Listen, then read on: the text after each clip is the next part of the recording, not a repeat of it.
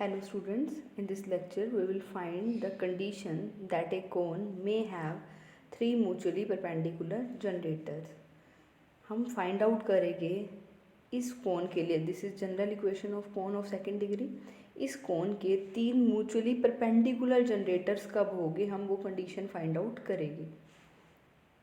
This is the equation of cone ax square plus by square plus cz square plus 2fyz plus 2zx plus 2hxy equals to 0. हमने suppose कर लिया ये three mutually perpendicular generators है इस कोन के. आप यहाँ से देखोगे इस कोन का जो वर्टेक्स है वो ओरिजिन है, जीरो होमोजीनियस इक्वेशन है तो वो एक कोन को रिप्रेजेंट कर रही है जिसका वर्टेक्स ओरिजिन है. तो जो हमने ये जनरेटर्स लिए, जनरेटर्स हमारे वर्टेक्स से पास हो गए. ये हमारा कोन है, ये हमारा वर्टेक्स है, वर्टेक्स इज 0 0 0. इस 0 0 पॉइंट से पास होने वाले हमने तीन जनरेटर्स ले लिए. इक्वेशन किस तरह से रहती है कोन की, लाइन की, x माइनस लाइन के ऊपर कोई पॉइंट हमें पता है ओरिजिन है तो x माइनस 0 ओवर L1 हो जाएगा, y minus 0 over M1, z minus 0 over N1. यहाँ हमने L1 M1 N1 लाइन के डायरेक्शन को साइंस लिए हैं. सिमिलरली इधर इस ये भी जनरेटर की लाइन है, जनरेटर हमारा वर्टेक्स से पास हो रहा है, मींस ओरिजिन से पास हो रहा है. इट मींस इस लाइन के ऊपर एक पॉइंट 0 0 0 है. तो हम इक्वेशन लिख सकते हैं x minus 0 over L2, y minus 0 over M2, z minus 0 over N2, जहाँ पर L2 M2 N2 हमने जो सेकंड जनरेटिंग लाइन है उसके डायरेक्शन को साइंस लिए. सिमिलरली ये हमने थर्ड लाइन ले ली जो ओरिजिन से मींस वर्टेक्स से पास हो रही है और उसके डायरेक्शन को साइंस हमने ले ली L3 M3 N3. अब ये तीन परपेंडिकुलर लाइंस के डायरेक्शन को साइंस है. हमारे पास कुछ रिजल्ट्स है. अगर हमारे पास तीन परपेंडिकुलर लाइंस है उसके डायरेक्शन को साइंस गिवन है तो हमारे पास ये रिजल्ट है L1 square plus M1 square plus N1 square equals to 1, L2 square plus M2 square plus N2 square equals to similarly this. और ये हमारा डॉट प्रोडक्ट भी 0 होता है. L1 L2 plus M1 M2 plus N1 N2 is 0, L2 L3 M2 N3 N2 N3 is 0. Similarly L1 L3 M1 M3 N1 N3 equals to 0. कुछ और भी result है जो हम इनकी हेल्प से निकालते हैं. M1 N1 अगर तीन परपेंडिकुलर लाइन्स है उस केस में ये होल्ड करेगा.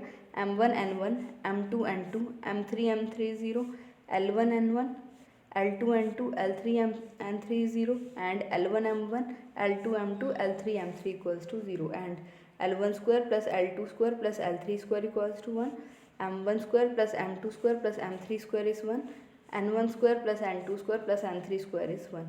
ये रिजल्ट हम जब इसको ये जो वेक्टर्स है L1 M1 N1 L2 M2 N2 L3 M3 N3 इनको मैट्रिक्स की फॉर्म में लिखते हैं और यूनिटरी मैट्रिक्स की कंडीशन लगाते हैं तो हमारे पास ये रिजल्ट आते हैं. ये हम रिज़ल्ट है जो यूज़ करेंगे. अब डायरेक्शन को साइंस किसी जनरेटर के कोन की इक्वेशन को सेटिस्फाई करेंगे. ये तीनों लाइंस हमारी जनरेटर थी कोन की, तो जो ये डायरेक्शन को साइंस हैं इस लाइन के ये कोन की इक्वेशन को सेटिस्फाई करेंगे. ऑलरेडी हम रिज़ल्ट डिस्कस कर चुके हैं. अगर कोई कोन है, होमोजीनियस इक्वेशन है तो डायरेक्शन को साइंस जो है जनरेटर के वो कोन की इक्वेशन को सेटिस्फाई करेंगे. तो यहाँ से हमारे पास एक्स वाई जेड को हमने L1 M1 N1 से रिप्लेस किया इक्वेशन 1 में. तो ये हमारी इक्वेशन बन गई A L1 square plus B M1 square plus C M1 square plus 2F M1 N1 2G N1 L1 2H L1 M1 equals to 0.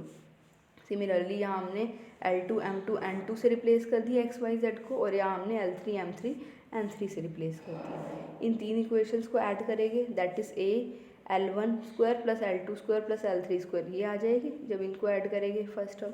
Then इनको ऐड करके हमने लिख दिया B M1 square M2 square M3 square. Then यहाँ से हमारा C N1 square N2 square N3 square. Then जब ये ऐड करेंगे तीनों टर्म्स 2F कॉमन आ जाएगा और यहाँ हमें मिलेगा M1 N1 M2 N2 M3 N3. Similarly यहाँ से 2G कॉमन आ जाएगा और यहाँ हमें मिलेगा N1 L1 N2 L2 N3 L3. यहाँ से सिमिलरली ये आ जाएगा. अब यहाँ पर जो रिज़ल्ट अभी हमने डिस्कस किए हैं this is 1 this is 1 this is 1 this is 0 this is 0 this is 0 by these results, इन रिजल्ट्स का यूज़ करके सो हमारी इक्वेशन बन जाएगी A plus B plus C equals to 0. ये हमारी कंडीशन रहेगी अगर हमारे कोन के तीन म्यूचुअली परपेंडिकुलर जनरेटर्स होंगे.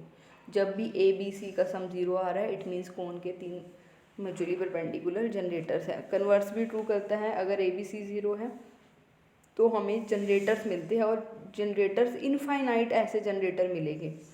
अभी हमने क्या कहा, कंडीशन फाइंड आउट की, इस कोन के परपेंडिकुलर जनरेटर्स हो गए अगर a प्लस बी प्लस 0 है, और अगर a प्लस बी प्लस 0 है तो इस कोन के इनफाइनाइटली मैनी ऐसे सेट्स मिलेंगे जो जनरेटर बनेंगे और परपेंडिकुलर होंगे। मीन्स आपको बहुत सारे इस तरह से लाइंस मिलती रहेगी जो परपेंडिकुलर होगी और जनरेटर्स बनेगी कोन की। ये रिजल्ट आप ध्यान रखेंगे। We will do some example. Prove that the plane ax plus by plus cz equals to 0 cuts the cone yz plus zx plus xy in perpendicular lines if 1 by a plus 1 by b plus 1 by c equals to 0। हमें prove करना है ये plane हमारा इस कोन को cut करेगा perpendicular lines में। हमने ऑलरेडी डिस्कस किया था कि प्लेन अगर कोन को कट करता है तो लाइंस भी पॉसिबिलिटी बनती है। अब हमें प्रूव करना है वो लाइंस परपेंडिकुलर लाइंस होगी अगर ये कंडीशन सेटिस्फाई होगी, that is 1 by A plus 1 by B plus 1 by C is 0। अब गिवन प्लेन ये है हमारा, गिवन कोन ये है। कंपेयर करेंगे इसको जनरल इक्वेशन से। कोन की इक्वेशन हमारी इन जनरल ये रहती है a x square plus b y square plus c z square plus 2f(y)z plus 2g(z)x plus 2h(x)y equals to 0। जब आप इसको कंपेयर करोगे सेकंड इक्वेशन के साथ तो a की वैल्यू 0 आ जाएगी क्योंकि यहाँ पर कोई भी एक्स स्क्वायर वाली टर्म नहीं है। b की वैल्यू 0 आ जाएगी, c की वैल्यू 0 आ जाएगी, एफ जी एच की वैल्यू हमें मिलेगी। यहाँ कंपेयर करोगे f की वैल्यू 1/2, g की वैल्यू 1/2, h की वैल्यू 1/2। हमें उसकी रिक्वायरमेंट नहीं है, हमें ए बी सी की रिक्वायरमेंट थी तो हमने A B C find out कर लिया। ए बी सी 0 आ गए, मीन्स सम क्या आ गया, a plus B plus C 0। It means जो हमारे कोन हैं उसके पास 3 म्यूचुअली परपेंडिकुलर जनरेटर्स होंगे।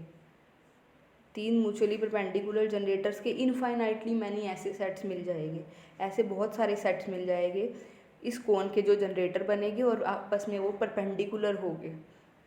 हमने 2 लाइंस ले ली ओ ए और O B, 3 mutually perpendicular lines होगी। अभी हमने 2 ले ली, एक हम थर्ड ले लेते हैं से ओ सी।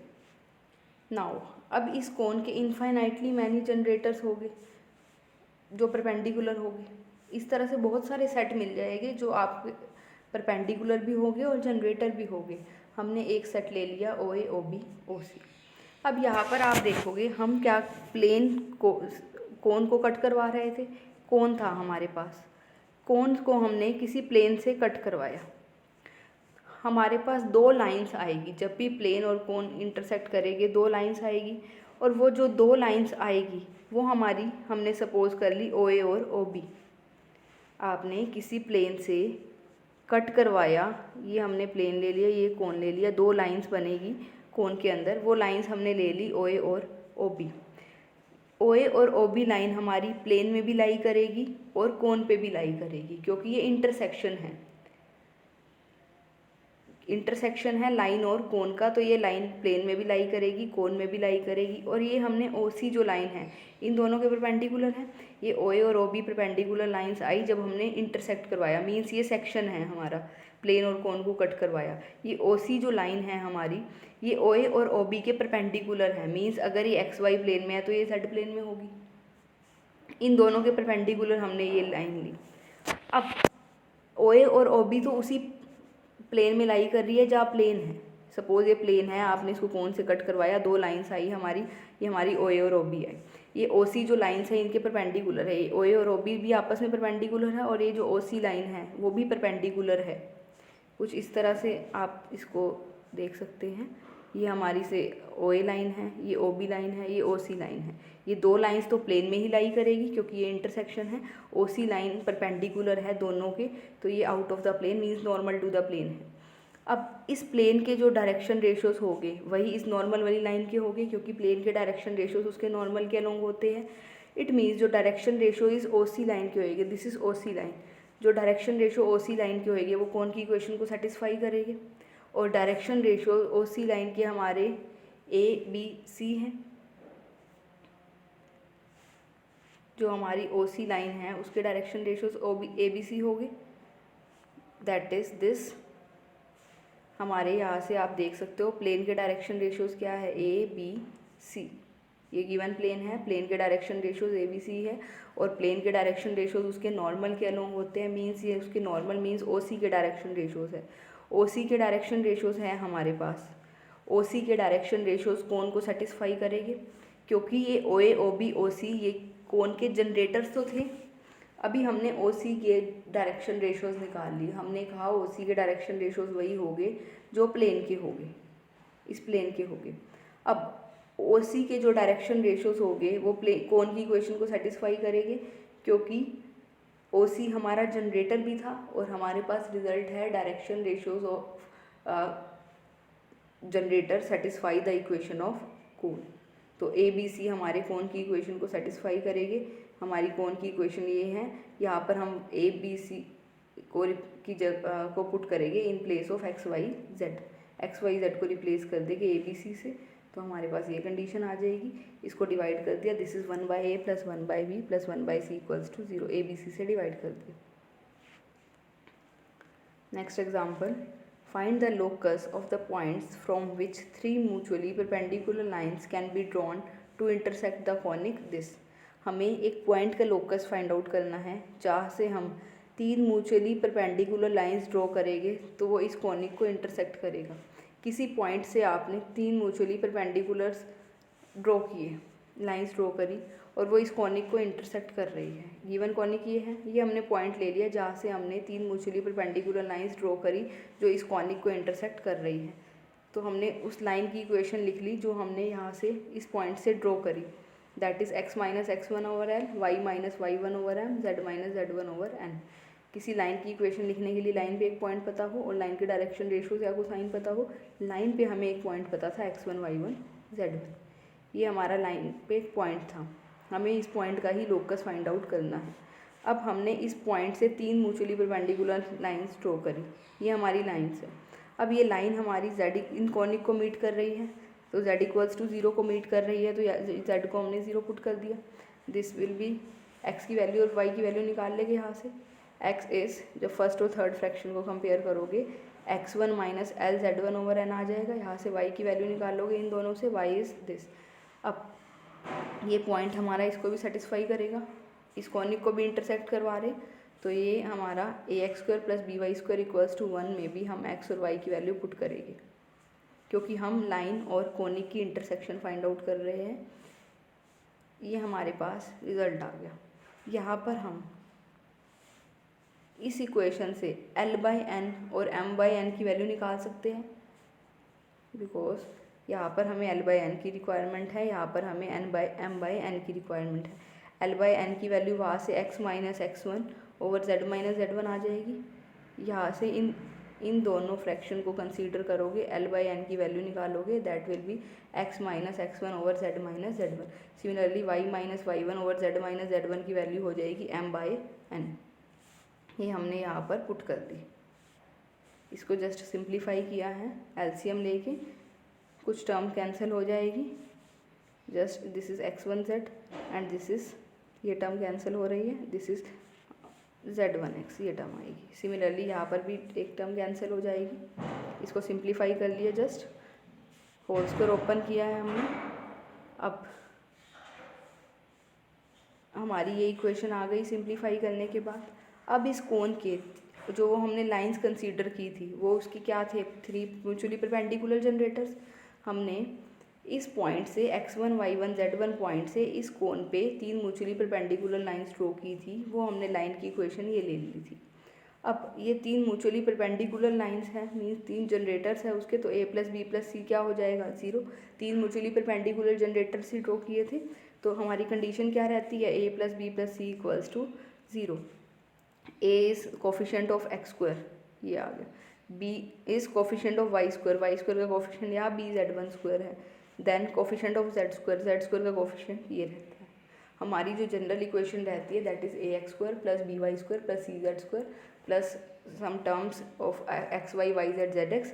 अब वहाँ पर आप x² का कोफिशिएंट a लेते हैं, y² का कोफिशिएंट b, z² का कोफिशिएंट c, तो उनका सम 0 से इक्वेट करते हैं, तो वो आपकी कंडीशन रहती है। यहाँ पर x² का कोफिशिएंट a z1² है, यहाँ पर bz1 है, यहाँ पर ax1 प्लस by1 माइनस 1 है। तो आप लोकस ले लेंगे इस पॉइंट का, हमें लोकस लेना था पॉइंट का जहाँ से हमने परपेंडिकुलर लाइंस ड्रॉ की हैं। So this is the required locus find out करना था। Next example, if x equals to 1, y equals to 2, z equals to 3, represent one of the sets of three mutually perpendicular generators of the cone this. Find the equation of other two. इस कोन के 3 mutually perpendicular generators है। आप यहाँ से देख बहुत सारे sets even मिल जाएंगे। आप यहाँ से कंपेयर करोगे, x² वाली टर्म नहीं है, y² वाली टर्म नहीं है, z² वाली टर्म नहीं है, मीन्स a b c 0 हो गए। a b c 0 हो गए तो a plus b plus c भी 0 हो गए। मीन्स इस कोन के infinitely many mutually perpendicular generators हमें मिल जाएंगे। अब उन जनरेटर्स में से एक जनरेटर हमें ये दे रखा है, नेक्स्ट 2 जनरेटर्स हमें फाइंड आउट करने हैं। अब अगर हमारे पास ये एक कोन है, प्लेन है, प्लेन को हमने कोन से इंटरसेक्ट करवाते हैं, हमारे पास 2 लाइंस मिलती है, जैसा अभी हमने एग्जांपल में भी किया। जो 2 लाइंस मिलती है, सपोज ये हमारी 2 लाइंस है, एक लाइन हमारी ये है, ये तीनों लाइंस म्यूचुअली परपेंडिकुलर जनरेटर्स हो गए कोन के। 2 तो हमारी वहीं से मिल जाती है जब हम इंटरसेक्ट करवाते हैं कोन को प्लेन से। जब आप एक कोन को एक प्लेन से इंटरसेक्ट करवाओगे 2 लाइंस मिलेगी।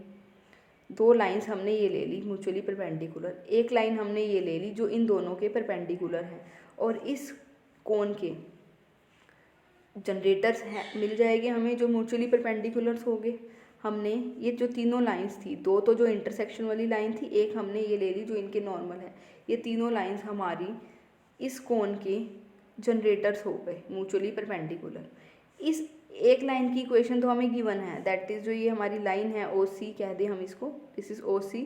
इस लाइन की हमें इक्वेशन गिवन है, हमें इन दोनों लाइन की इक्वेशन फाइंड आउट करनी है। अब यहाँ पर इस लाइन की इक्वेशन गिवन है तो हम इस प्लेन की इक्वेशन निकाल सकते हैं। प्लेन हमारा, प्लेन के डायरेक्शन रेशोज वही हो गए जो इस नॉर्मल लाइन के डायरेक्शन रेशोज हो गए, और इस नॉर्मल लाइन के डायरेक्शन रेशोज हमारे 1 2 3 हैं। सो जो हमारी प्लेन की इक्वेशन होगी वो हमारी ये हो जाएगी, ये हमारे प्लेन के डायरेक्शन रेशोज हो जाएंगे x + 2y + 3z = 0। This is the equation of plane. अब ये प्लेन हमारा ओरिजिन से पास कर रहा है।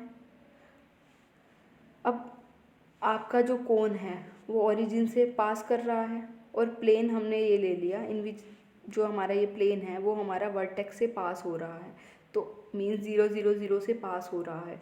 तो इस इन जनरल जो हमारी प्लेन की इक्वेशन रहती है वो हमारी Lx + My + Nz = P रहती है, जहाँ पर L M N प्लेन के डायरेक्शन रेशोज या कोसाइन होते हैं, P perpendicular distance from the origin.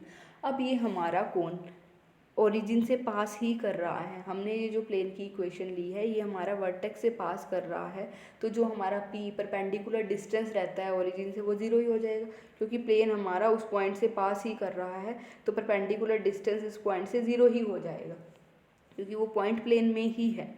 So P is 0, तो ये हमारी प्लेन की इक्वेशन आ जाएगी।